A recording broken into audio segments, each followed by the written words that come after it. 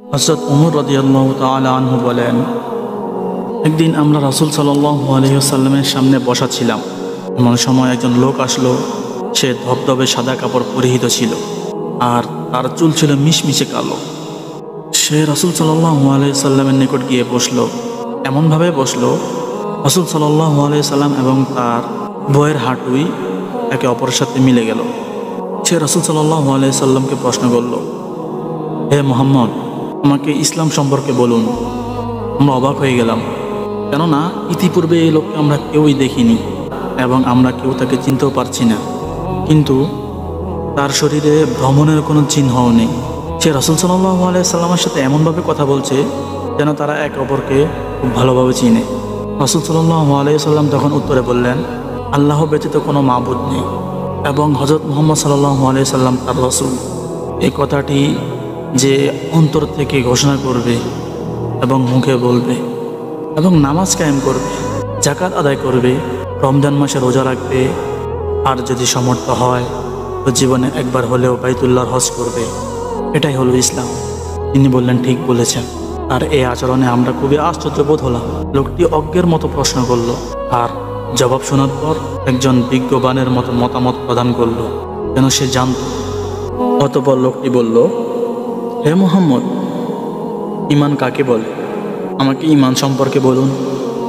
উত্তরে রাসূল সাল্লাল্লাহু আলাইহি সাল্লাম বললেন, যে ব্যক্তি আল্লাহকে বিশ্বাস করবে এবং তার ফেরেশতাগণকে, তার কিতাবসমূহ, তার নবী এবং রাসূলগণকে এবং পরকালে বিশ্বাস করবে আর তকদিরে তার ভালো ও মন্দের উপরে বিশ্বাস করবে, এটাই হলো ঈমান।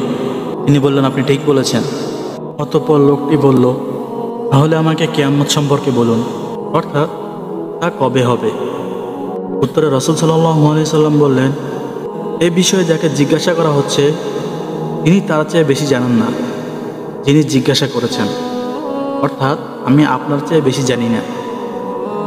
তখন তিনি বললেন, তাহলে আমাকে নিদর্শন সমূহ বলে দিন। রাসূল সাল্লাল্লাহু আলাইহি সাল্লাম বললেন, তার নিদর্শন হলো একজন বাদী তার মুনিবকে জন্ম দিবে। এককালের দরিদ্র গরু, ছাগল, মেষের রাখালরা পরবর্তীতে দালান কোঠার মালিক হবে এবং একে অপরের সাথে তা নিয়ে গর্ব করবে। অতঃপর রাসূল সাল্লাল্লাহু আলাইহি সাল্লামকে আবারও জিজ্ঞাসা করল, আমাকে আরও কিছু কিয়ামতের নিদর্শন বলে দিন। রাসূল সাল্লাল্লাহু আলাইহি সাল্লাম বললেন, অজ্ঞ, মূর্খ, জাহেল লোকদের হাতে ক্ষমতা থাকবে।